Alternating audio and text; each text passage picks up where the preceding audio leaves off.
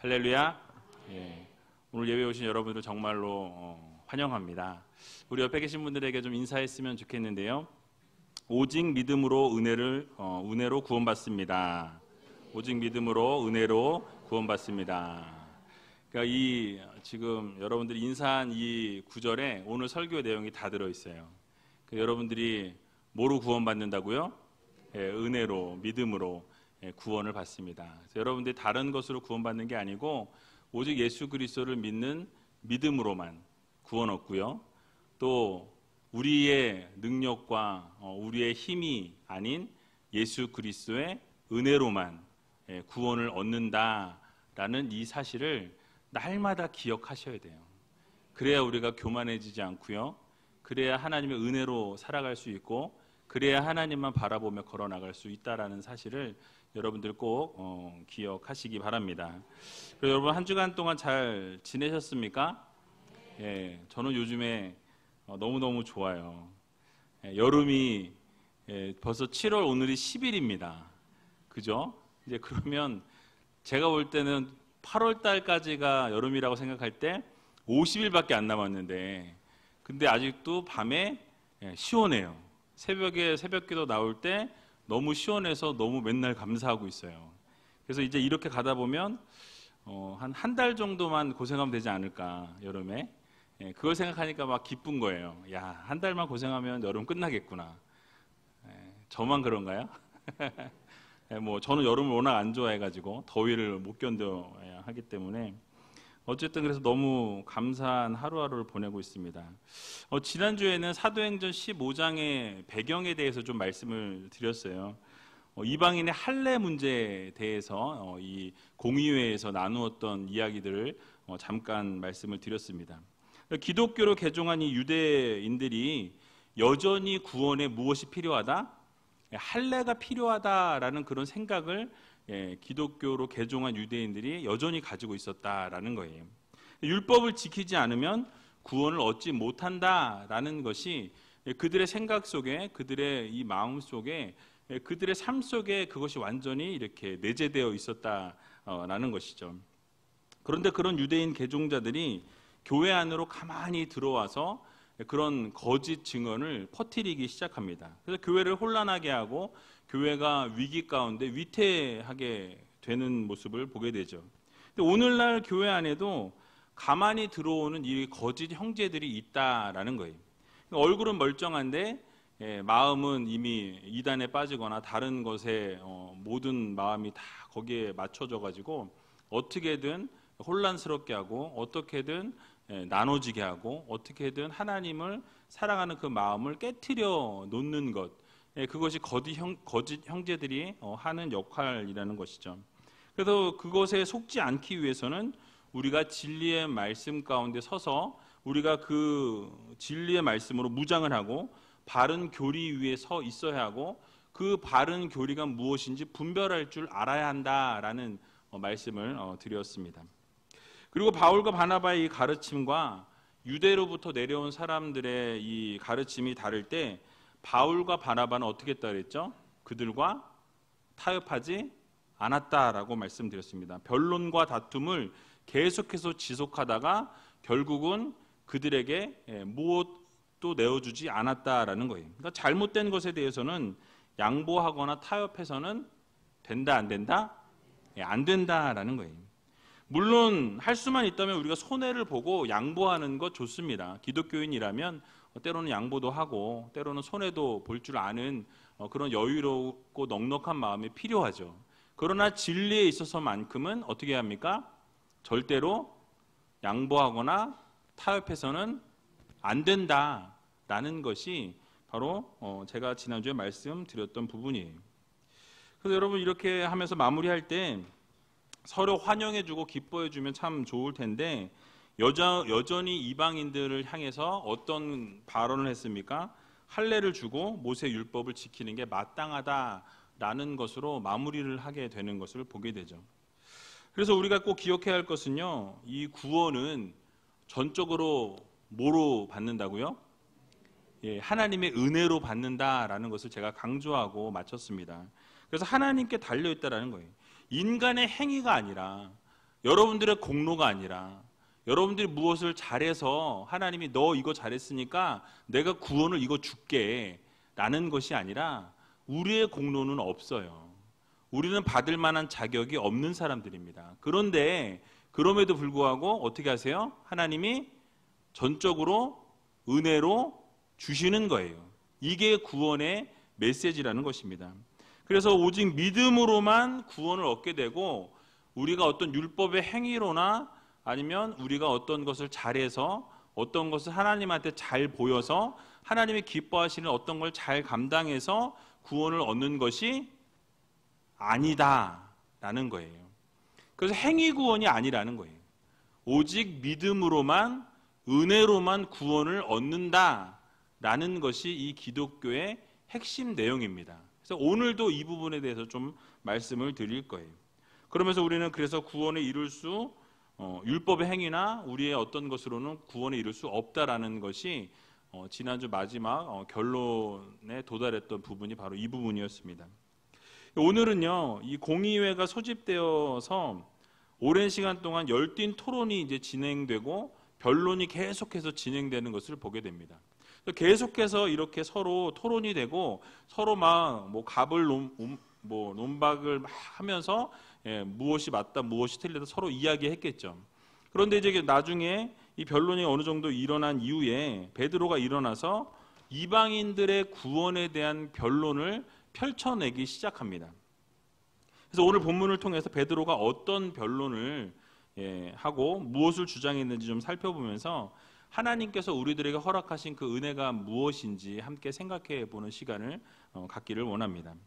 오늘 본문 6절과 7절을 보게 되면요, 이렇게 말씀하고 있습니다. 우리 같이 한번 6절과 7절 읽어보겠습니다.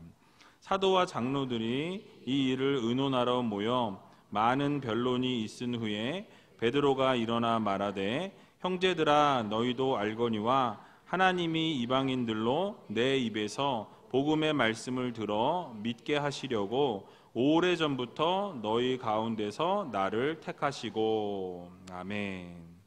자, 지난주에 말씀드린 것처럼 예루살렘 공의회가 모여서 토론을 벌였고 변론을 했습니다. 그래서 그 내용은 아까 말씀드린 것처럼 이방인들의 이 할례와 이 율법 준수를 놓고 오랫동안 토론하고 또 오랫동안 계속해서 변론했다라는 것이죠. 그리고 이어서 베드로가 이 이방인 구원 사역에 대한 변론을 펼치는 부분이 바로 오늘 본문의 내용입니다. 베드로가 무엇을 지금 주장하고 있습니까? 바로 하나님께서 베드로의 입을 통해서 이방인들에게 증거하게 하셨다라고 말씀하고 있어요. 복음의 말씀을 이 베드로의 입술을 통해서 증거하게 하셔서 그 말씀을 듣고 그 다음 어떻게 하시려고? 믿게 하시려고.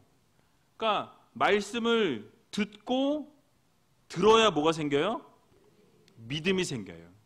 그래서 말씀을 그들이 듣고 그리고 믿게 하시기 위해서 나를 이방인의 사도로 부르셨다라고 말씀하고 있는 거예요. 그래서 나를 택하셨다라고 말씀합니다. 자, 그러면 믿음은 뭐에서부터 난다고요? 들음에서 납니다. 어디에서 난다고요? 들음에서. 너무너무 중요한 말씀이에요. 그래서 바울도 로마서 10장 17절에 보게 되면 그러므로 믿음은 들음에서 나며 들음은 그리스도의 말씀으로 말미암느니라 라고 말씀합니다. 그러니까 여러분, 이 바울과 베드로는 그 당시 초대교회 거장들이에요. 그죠? 사도들입니다. 근데 두 사람이 똑같은 말을 하고 있어요. 믿음은 뭐에서 난다? 들음에서 난다라고 말씀하고 있다라는 거예요. 그래서 믿음은 들음에서 나고 들음은 그리스도의 말씀으로 말미암는다라고 말씀하죠. 결국 그 예수 그리스도의 말씀을 듣는 것에서 우리들의 믿음은 출발한다라는 것을 우리들에게 교훈하고 있는 것입니다. 베드로 사도나 바울 사도의 말과 같이 믿음이 어느 날 갑자기 뚝 떨어지는 게 아니에요. 믿음이 내가 갖고 싶다고 해서 믿음이 갑자기 생겨지는 게 아니라는 거예요. 갑자기 내가 믿음이 갖고 싶고 믿음이 좀 많았으면 좋겠는데 믿음을 좀 갑자기 달라 그런다고 믿음이 갑자기 뭐 하나님 옛다 받아라 그러서 탁 주셔서 아이고 감사합니다 그러고서 받아가지고 믿음이 갑자기 뻥 하고 뻥튀기처럼 커지는 게 아니다. 땡이에요. 땡. 예, 아니에요. 그래서 여러분 어떤 분들은요, 내가 좀 믿음이 좀 빨리 생겼으면 좋겠다라고 이야기하시는 분들이 계세요. 어떤 분들은 나는 믿음이 없다라고 얘기하시는 분들이 계세요. 근데 이것을 오늘 본문 말씀하고 비추어 보면 어떻게 하면 그런 믿음이 생길까요? 말씀을 듣는 자리에 나오면 믿음이 생기는 거예요. 믿음은 어디서 나기 때문에? 들음에서 나기 때문에. 그러니까 말씀을 듣는 자리를 사모하고 말씀이 선포되는 그 자리에 나오게 될 때 하나님의 말씀을 들음으로 결국 우리의 믿음은 성장하게 되어 있다라는 것입니다. 그래서 믿음이 저절로 생기거나 선천적으로 믿음을 가지고 태어나는 사람은 있어요, 없어요? 없어요. 원래 믿음이 다 없는 거예요. 그런데 우리가 그 믿음이 어디서부터 나오느냐? 하나님의 입으로부터는 모든 말씀을 통해서 우리가 믿음이 성장하게 된다라는 사실이에요. 그래서 여러분 믿음이 빨리 생겼다고 좋겠다고 하시는 분들은 그럼 어떻게 하시면 돼요? 말씀이 선포되는 자리에 나오시면 되는 거예요. 그럼 믿음이 쑥쑥 자랄 수 있다라는 거예요. 믿져야 본전인데 한번 나와보세요. 나오셔서 말씀을 들으시고 나는 믿음이 없다라고 하는 분들은 말씀 듣는 자리에 한 3개월만 나와보세요. 믿음이 성장하나 안 성장하나. 여러분 기독교 방송 듣는 거 좋아요. 그거 듣는 게 좋지 않다라고 말씀드리는 게 아니라 정말 말씀이 떨어지는 그 현장에 나와서 그 분위기와 함께 기도하고 함께 예배하는 자리에서 말씀을 듣고 은혜 받는 것과 집에서 앉아서 인터넷 보고 텔레비 보는 거하고는 완전히 다르다는 거예요. 그래서 여러분 저는 여러분들에게 추천합니다. 직접 현장에서 선포되는 말씀을 듣기 위해 나오셔야 돼요. 조금 귀찮아도 나오셔서 말씀을 듣고. 사실 시원하잖아요. 여름에 집에서 에어컨 아끼시고 수요예배도 좀 나오시고 금요예배도 나오시고 지금 여러분들 수요예배 다 나오셨으니까 새벽 예배도 나오시고 주일 예배, 오후 예배, 예배란 예배를 여러분 나오셔서 선포되어지는 말씀을 듣고 계속해서 그 말씀을 듣고 믿으면 그럼 어떻게 돼요? 믿음이 자라나게 된다라는 거예요. 믿음이 성장하게 된다라는 거예요. 이게 제 말입니까? 내가 복음이에요? 이거는 하나님의 말씀이에요. 믿음은 들음에서 난다. 그래서 말씀을 들으면 믿음이 생긴다라는 거예요. 그래서 여러분 그 말씀을 믿게 되면 반드시 하나님께서 듣는 가운데 성령이 역사하시고 믿어지게 만드시는 거예요. 나는 믿음이 없는데 자꾸 듣다 보니까 믿음이 생기게 만드시고 성령이 역사하시고 움직이셔서 결국 믿음이 성장할 수 있도록 우리를 이끌어 가신다는 사실이에요. 여러분 그래서 믿음이라는 것은요, 믿을 수 있어서 믿는 것이 아니라 믿을 수 없는 중에 믿는 것이 믿음입니다. 그러니까 여러분들이 어떤 것이 보여서 이제 생각을 해보니까 이게 이렇게 가서 이렇게 가면 조금 있으면 이게 이렇게 될 것 같아요. 그게 어느 가능성이 보일 때 그때 믿는 게 믿음이 아니라 아무것도 보이지 않는 상황 가운데, 아무것도 느껴지지 않는 상황 가운데, 깜깜한 어두운 밤을 걸어가는 것 같은 상황 가운데 정말 무엇인가가 이루어지고 기적이 나타났으면 너무너무 좋겠는데 아무런 변화가 없는 그 순간 가운데서도 하나님의 역사하심과 하나님이 인도하시고 하나님이 결국 이것들을 책임져 주실 거라는 믿음을 가지고 나아가는 것, 그것이 바로 진정한 믿음이라는 이 사실을 여러분들 모두 기억하시기 바랍니다. 그래서 일어날 수 없는 상황 가운데서 하나님의 전능하심을 믿고 나아가는 것, 그것이 바로 진정한 믿음이라는 이 사실을 여러분들 모두 기억하시기 바랍니다. 그래서 여러분 그게 바로 진정한 믿음이에요. 여러분 진정한 믿음은요, 갑자기 어느 날 뚝 떨어지는 게 아니라 말씀을 듣고 계속해서 믿고 그렇게 하실 줄로 믿고 나아가는 그 믿음을 보시고 하나님께서 믿음의 믿음을 더하여 주신다라는 사실을 여러분 모두 기억하시기 바랍니다. 그리고 믿지 않는 불신자들이 자꾸 우리가 복음을 듣게 해야 한다라는 거예요. 왜냐하면 복음을 들을 때에 믿음이 생길 뿐만 아니라 회심의 역사도 함께 한다라는 것입니다. 그래서 여러분 사도 바울이 로마서 10장 14절과 15절에서 이렇게 말씀합니다. 그런즉 저희가 믿지 아니하는 이를 어찌 부르리요? 듣지도 못한 이를 어찌 믿으리요? 전파하는 자가 없이 어찌 들으리요? 보내심을 받지 아니하였으면 어찌 전파하리요? 기록된 바 아름답도다. 좋은 소식을 전하는 자들의 발이여 함과 같으니라. 아멘. 여러분, 결국 무엇을 말씀합니까? 복음을 전하지 않으면 불신자들은 복음을 들을 기회가 없다라는 거예요. 그래서 불신자에게 믿음이 생겨날 수가 없다라는 것입니다. 뭐 하지 않으면? 복음을 전하지 않으면. 그래서 우리는요, 불신자들에게 보내어진 좋은 소식을 전하는 복음 증거자들이라는 사실이에요. 그래서 여러분들이, 제가 늘 말씀드리지만, 믿지 않는 분들과 함께 만약에 있을 때에 예수 그리스도의 향기로 복음을 증거하시기 바랍니다. 그러니까 꼭 뭐 교회 나와라, 뭐 그럼 너무 좋죠. 그런데 그렇게 할 방법을 잘 모르시는 분은 그냥 삶을 살아내시는 거예요. 예수 그리스도의 향기를 드러내는 겁니다. 주님이 기뻐하실 일들을 감당하다 보면 믿지 않는 분들로 하여금 왜 저 사람은 항상 저렇게 기뻐하지? 왜 저 사람은 이렇게 즐거워하지? 왜 저 사람은 저렇게 행복하지? 저렇게 힘든 상황 가운데서 어떻게 저런 것들을 이겨낼 수 있지? 결국 그 안에 뭐가 있어요? 예수 그리스도가 있다라는 거예요. 그러면 그것이 복음을 증거하는 역할을 하게 된다라는 것이에요. 그래서 여러분, 우리는 불신자들에게 보내어진 복음 증거자들이라는 사실입니다. 그래서 우리는 만나는 사람마다 복음을 증거해야 한다라는 거예요. 그것이 뭐 말로든 삶으로든 뭐 어떠한 방법으로든 예수 그리스도를 증거하는 통로들이 다 되시기 바랍니다. 그래서 여러분, 그들이 듣든지 아니 듣든지 또는 믿든지 아니 믿든지 복음을 증거하는 통로자의 역할들을 해야 한다라는 거예요. 왜요? 그것이 우리들에게 하나님이 주신 사명이기 때문에 그래요. 여러분들에게 맡겨주신 사명입니다.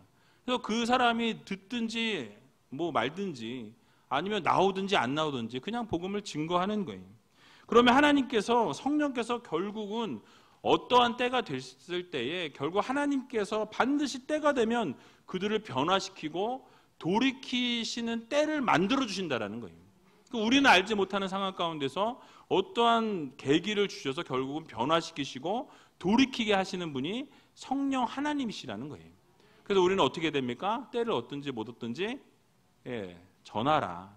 복음을 전하는 우리가 되어야 한다라는 것입니다.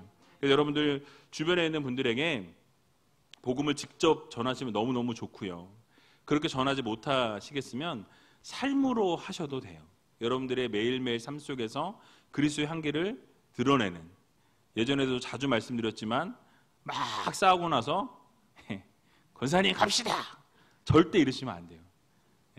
그러니까 여러분들 서로 아름다운 모습으로 복음을 증거하는 저와 여러분들이 다 되시길 주님의 이름으로 간절히 축원을 드립니다. 자, 그리고 베드로가 또 무엇이라고 변론합니까? 오늘 8절에 보게 되니까 이렇게 변론합니다. 같이 한번 8절 읽어보겠습니다. 또 마음을 아시는 하나님이 우리에게와 같이 저희에게도 성령을 주어 증거하시고. 아멘. 자, 베드로가 하나님을 어떤 하나님으로 설명하고 있습니까? 마음을 아시는 하나님이라고 말씀하죠. 마음을 아시는 하나님. 자, 여기서 쓰인 헬라어 단어는 되게 어렵더라고요. 카르디오 그노스테스라는 단어를 쓰고 있어요. 이거 뭐 적으실 필요 없어요.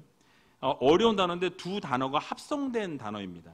그래서 마음과 심장이라는 단어가 카르디아라는 단어예요. 그리고 마음과 심장이라는 단어 플러스 알다라는 단어가 기노스코라는 단어입니다.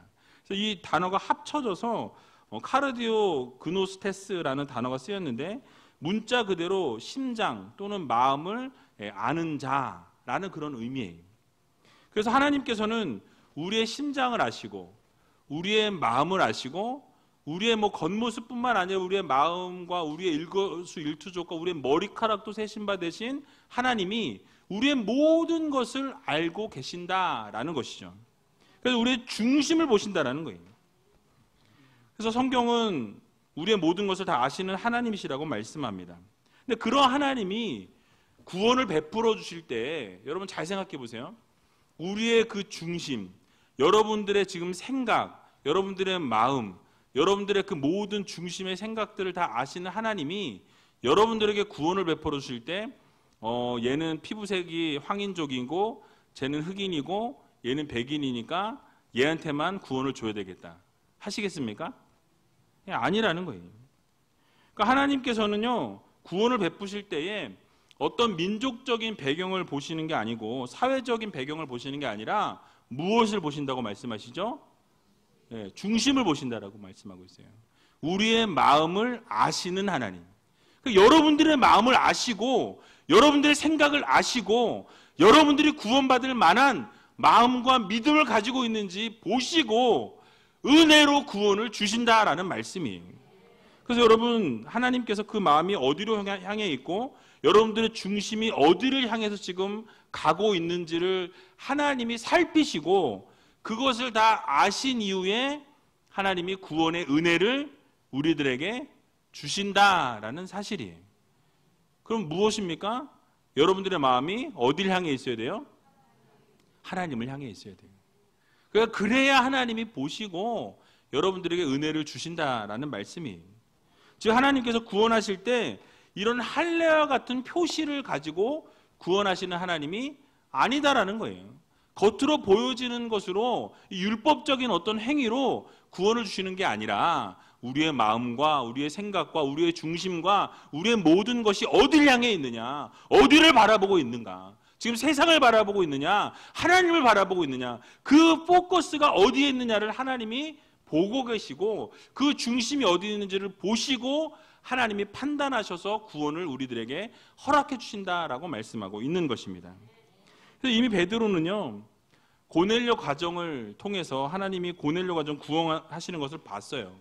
성령을 그들에게 그 말씀을 듣는 가운데 부어주시는 것들을 봤기 때문에 이방인들에게도 동일하게 하나님이 성령을 주신다라는 이야기를 하는 것을 보게 됩니다.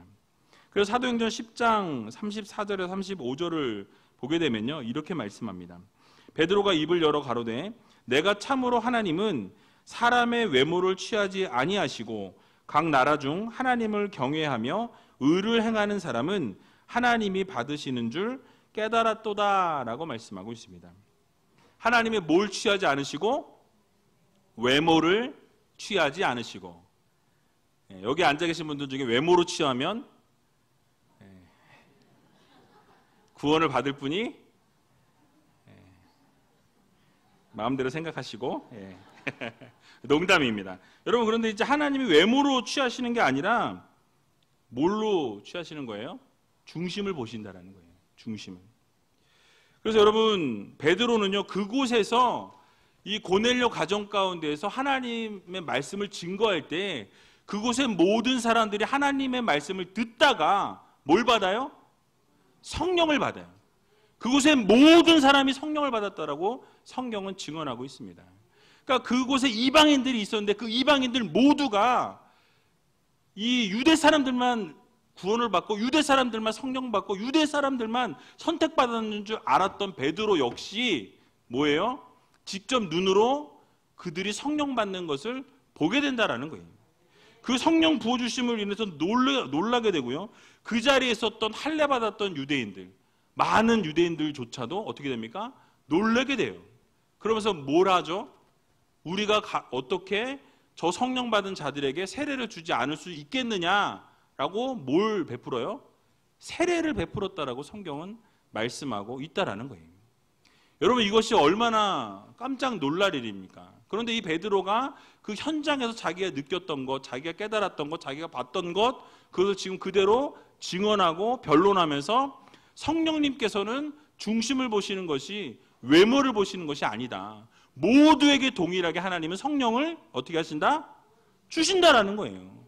구하는 자에게 주신다라는 말씀이에요. 결국 이러한 일을 경험했던 베드로가 주장하는 게 무엇입니까? 바로 하나님께서 이방인들에게도 성령 주시고 유대인들에게도 성령 주시고 성령을 구하는 모든 자들에게 성령을 부어 주시더라는 말씀을 하고 있는 거예요. 그러니까 성령을 분간치 않으셨다라고 말씀하고 있는 것을 보게 됩니다. 그래서 오늘 본문 9절에 보니까 뭐라고 말씀하죠? 우리 9절 같이 한번 읽어보겠습니다. 믿음으로 저희 마음을 깨끗이 하사 저희나 우리나 분간치 아니하셨느니라. 아멘.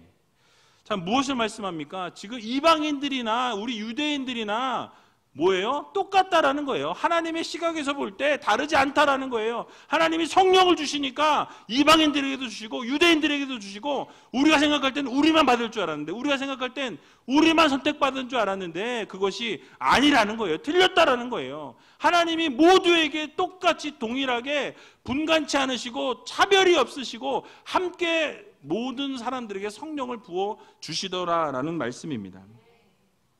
하나님께서 이방인들에게 성령을 부어주시는 그 순간 바로 유대인들과 이방인들의 구분은 완전히 무너졌다라는 거예요. 그래서 이방인 역시 마음이 깨끗하게 되어서 하나님의 자녀가 되었다라는 사실을 지금 여기서 변론하고 있다라는 사실입니다. 여러분 얼마나 감사합니까? 만약에 우리가 그때 그 당시에 이것이 이루어지지 않고 여전히 그거하고 싸우고 있었다라고 한다면, 우리가 그 시각에서 보면 우리 누구예요? 이방인이에요. 우리 구원받을 수 있어요? 없어요? 없어요. 쟤들의 눈에 볼 때. 우리도 할례를 받아야 되는 거예요. 그리고 율법을 지켜야만 구원을 얻는 거예요. 그런데 하나님의 자녀가 되었다라고 선포하셨다라는 거예요. 왜요? 하나님이 우리를 선택하셨기 때문에, 우리에게 구원을 주셨기 때문에, 은혜를 주셨기 때문에 가능한 일이라는 것입니다. 여러분, 그동안 구원의 조건이라고 생각했던 이 율법이나 할례나 이런 의식이 아니라 뭐를 통해서? 예수 그리스도의 십자가를 통해서, 예수 그리스도의 그 보혈의 피를 의지하고 믿는 자들을 하나님께서 어떻게 하신다? 구원하신다라는 거예요. 은혜를 주신다라는 것입니다.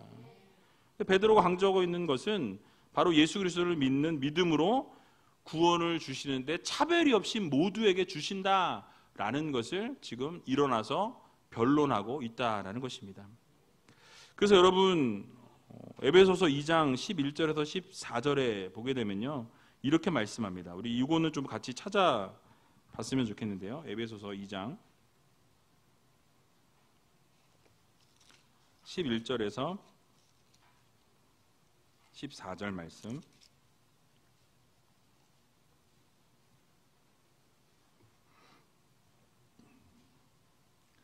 11절에서 14절까지 같이 한번 읽어보겠습니다. 그러므로 생각하라. 너희는 그때에 육체로 이방인이요 손으로 육체에 행한 할례당이라 칭하는 자들에게 무할례당이라 칭함을 받는 자들이라. 그때에 너희는 그리스도 밖에 있었고 이스라엘 나라 밖의 사람이라. 약속의 언약들에 대하여 외인이요 세상에서 소망이 없고 하나님도 없는 자이더니 이제는 전에 멀리 있던 너희가 그리스도 예수 안에서 그리스도의 피로 가까워졌느니라. 그는 우리의 화평이신지라. 둘로 하나를 만드사 중간에 막힌 담을 허시고. 아멘. 자, 여러분 무엇이라고 말씀합니까? 우리의 상태를 말씀하고 있어요. 원래 우리가 예수 그리스도를 믿기 전에, 예수 그리스도를 알기 전에, 예수 그리스도의 자녀가 되기 전에 누구였다라고요? 무할례당이었다라고 말씀합니다. 그리스도 바깥에 있었다라고 말씀하고 있어요. 바로 이스라엘 나라 밖의 사람이라고 말씀합니다. 약속의 언약에 대해서 외인이었다, 바깥에 있었다라고 말씀하죠. 세상에서 소망이 없는 자들이었다라고 말씀합니다. 하나님도 없는 사람이라고 말씀하고 있어요. 그러니까 전에는 멀리 있었던 우리들인데 이제는 어떻게 됐다고요? 가까워졌다라고 말씀하고 있어요. 뭐 때문에? 예수 그리스도 때문에. 예수 그리스도의 피로 말미암아서 우리가 가까워졌느니라 라고 말씀하고 있다라는 거예요. 그래서 화평케 하시고 둘이었던 우리를 하나로 만드셔서 이제는 어떻게 하셨다고요? 하나님이 중간에 막힌 담을 다 헐어내셨다라고 말씀합니다. 그러니까 예수 그리스도의 보혈의 능력으로 인해서 우리는 어떻게 돼요? 외인이 아니라는 거예요. 이제 이방인이 아니라는 것입니다. 하나님의 백성이라는 거예요. 선택받은 민족이라는 것입니다. 예수 그리스도를 믿는 자들에게는 하나님이 구원의 소망을 주시고 구원의 놀라운 은혜를 주신다라고 말씀하고 있는 거예요. 여러분 그렇습니다. 누구든지 예수님을 믿기만 하면 구원을 얻게 된다라는 거예요. 외적인 조건이 구원을 얻는 데는 아무런 효력을 가지지 못한다라는 거예요. 그러니까 예수를 믿기만 하면, 예수를 믿으면 유대인이나 이방인이나 부자나 가난한 자나 신분이 높은 자나 낮은 자나 어떠한 그런 조건에 상관이 없이 어떻게 하신다는 거예요? 구원을 주신다라는 거예요. 여러분, 그래서 바울은 로마서 3장 22절에 이렇게 말씀합니다. 고 예수 그리스도를 믿음으로 말미암아 모든 믿는 자에게 미치는 하나님의 은이 차별이 없느니라. 아멘. 여러분, 무엇이라고요? 차별이 없다. 뭐는요? 예수 그리스도를 믿는 자들에게 구원을 주시는데 너는 받고 나는 못 받고 이게 아니라 누구나에게 예수 그리스도를 믿는 자라면 예수 그리스도의 그 보혈의 능력이 나를 구원할 것이라는 믿음을 가진 자라면 어떻게 하신다고요? 구원하신다라는 거예요. 차별이 없다라고 말씀합니다. 로마서 10장 12절에 13절에도 보면 유대인이나 헬라인이나 차별이 없음이라 한 주께서 모든 사람의 주가 되사 저를 부르는 모든 사람에게 부요하시도다. 누구든지 주의 이름을 부르는 자는 어떻게 해요? 구원을 얻으리라. 아멘. 그러니까 주님의 이름을 부르기만 하면 구원을 얻고 그 누구에게도 차별이 있습니까? 없습니까? 없다라는 거예요. 여러분, 이게 은혜 아닙니까? 네. 세상은 뭐예요? 뭐 돈이 많거나 권력이 있거나 뭐 부귀영화를 누리는 사람이 뭐 먼저 하거나 돈이 있으면 먼저 디밀잖아요. 그죠? 그런데 예수 그리스도 안에서 구원에 있어서는 그것이 아무런 효력이 없다라는 거예요. 오직 효력이 있는 것은 무엇입니까? 예수 그리스도의 피밖에 없다는 거예요. 예수 그리스도의 십자가밖에 없다라고 성경은 우리들에게 교훈하고 있는 것입니다. 결국은 구원은 무엇으로 받습니까? 믿음으로 받는 거예요. 행위가 아니라 믿음으로, 그리고 하나님의 은혜로 받는다라는 것을 우리는 꼭 기억해야 할 것입니다. 이것이 바로 기독교의 핵심이고 기독교의 진리라는 거예요. 여러분, 그래서 구원의 조건은 무엇입니까? 오직 믿음이다. 믿음. 차별이 있습니까? 없습니까? 없어요. 그런데 왜 이렇게 인상을 쓰실까요? 이렇게 좋은 얘기를 들으면서 웃으면서 들어야 될 텐데. 그래서 그러므로 오늘 이 자리에 앉아 계신 모든 여러분들은 하나님의 구원의 은혜에 여러분 누구나 받을 수 있다라는 거예요. 저는 이 자리에 앉아 계신 모든 분들이 이미 구원을 받았다고 저는 믿습니다. 구원을 받았기 때문에 이 자리에 나오신 거고요. 그래서 그 말씀을 더 사모하기 위해서 더 이 자리를 나오시게 된 거고, 그래서 더욱더 하나님을 바라보시려는 그 마음과 열정을 가지고 나오셨다고 저는 생각해요. 그래서 하나님께서는요, 우리를 외적인 조건으로 보여지는 것으로 판단하시는 분이 아니라는 거예요. 세상은 그럴 수 있습니다. 세상은 우리를 그렇게 판단해요. 그러나 하나님은 우리를 그렇게 판단하시는 하나님이 아니시다라는 사실입니다. 차별이 없이 구원을 주셨다라는 이 사실을 믿으시고 오직 예수 그리스도만 잘 믿을 수 있는, 예수 그리스도의 십자가만 바라보며 살아갈 수 있는 저와 여러분들이 다 되시길 주님의 이름으로 간절히 축원을 드립니다. 마지막으로 오늘 본문 10절과 11절을 같이 읽어보도록 하겠습니다. 그런데 지금 너희가 어찌하여 하나님을 시험하여 우리 조상과 우리도 능히 매지 못하던 멍에를 제자들의 목에 두려느냐. 우리가 저희와 동일하게 주 예수의 은혜로 구원받는 줄을 믿노라 하니라. 아멘. 자, 무슨 말씀입니까? 이미 하나님께서 차별이 없다라고 말씀하셨어요. 그렇죠? 그래서 하나님께서는 차별이 없이 모두가 예수 그리스도를 믿기만 하면 구원을 얻는다라고 분명히 땅 끝내셨는데, 그런데 지금 뭐라고 얘기하고 있어요? 여전히 그것을 믿지 못하고 그 하나님의 뜻을 받아들이지 못하고 여전히 뭐가 필요하다고 이야기하고 있습니까? 할례가 필요하고 율법이 필요하다라고 이야기하는 너희들은 지금 그것이 오히려 멍에를 매게 하는 그런 일을 하고 있는 것이다 라고 지금 베드로가 책망하고 있는 것을 볼 수가 있습니다. 여전히 할례와 율법의 준수가 구원의 방편이라고 생각하는 자들에게 이 멍에를 씌우려는 것이고 결국 하나님의 뜻을 거스르려는 행위다라는 것을 지금 책망하고 있다라는 것이에요. 그러면서 베드로가 마지막으로 변론하는 것이 무엇입니까? 결국 구원은 말씀드린 것처럼 무엇으로 받는다? 은혜로 받는다. 이것으로 결론을 맺습니다. 여러분, 여기서 은혜라는 단어는 카리스라는 단어예요. 그래서 은혜, 은총이라는 뜻입니다. 근데 이 단어의 깊은 의미를 우리가 생각해 보면 받는 대상에서의 입장을 볼 때 뭐냐면 받을 만한 자격이 있습니까? 없습니까? 없어요.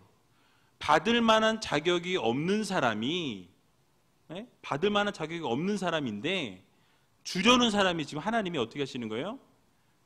주고자 하시는 거예요. 그리고 주셨다라는 거예요. 이게 바로 은혜의 개념입니다.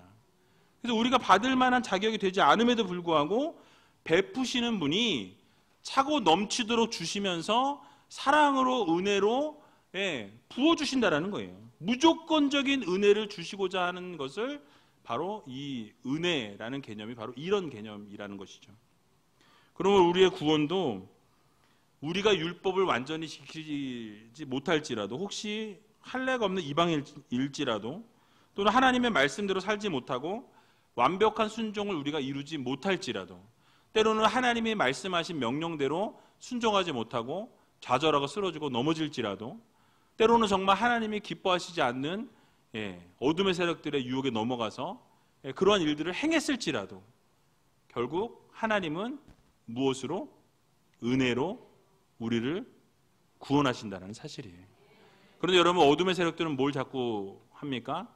거짓말해요. 야, 너는 이렇게 했잖아. 너 벌써 이렇게 어둠의 세력과 손을 잡았잖아. 너 맨날 하나님 기뻐하시지 않는 거 하고 있잖아. 그러면서 우리의 마음 가운데 자꾸 뭘 심어줘요? 죄책감을 심어줘요. 거짓말합니다. 여러분, 거기에 속으시면 안 된다라는 거예요. 여러분들이 이미 하나님의 자녀요, 백성입니다. 하나님이 여러분들에게 이미 권세를 이미 주셨어요. 그렇기 때문에 우리의 구원은 흔들리지 않습니다. 여러분, 이거에 속으시면 안 돼요. 넘어지시면 안 돼요. 이미 여러분들은 구원은 받은 하나님의 자녀요, 백성입니다. 그래서 여러분들 이 사실을 기억하셔서 이미 우리가 구원을 받은 백성으로서 이제 어떻게 살아가야 하느냐, 이 문제를 가지고 우리가 하나님이 부르시는 그날까지 그 삶의 문제를 가지고 하나님 앞에 씨름하고 나아가는 거예요. 그게 바로 성도의 모습이라는 것입니다. 여러분들 이 사실을 기억하면서 우리가 전적으로 하나님의 은혜로 구원을 얻는다라는 것, 이미 우리가 구원을 얻었기 때문에 이제는 하나님의 백성으로 자녀로서 어떻게 살아갈 것인가, 이것을 좀 고민하면서 완벽한 순종을 하지 못할지라도 그렇게 하기 위해서 몸부림치고 날마다 하나님이 기뻐하신 일들을 감당하기 위해서 최선을 다하는 그런 우이제일교회 모든 성도님들이 다 되시길 주님의 이름으로 간절히 축원을 드립니다.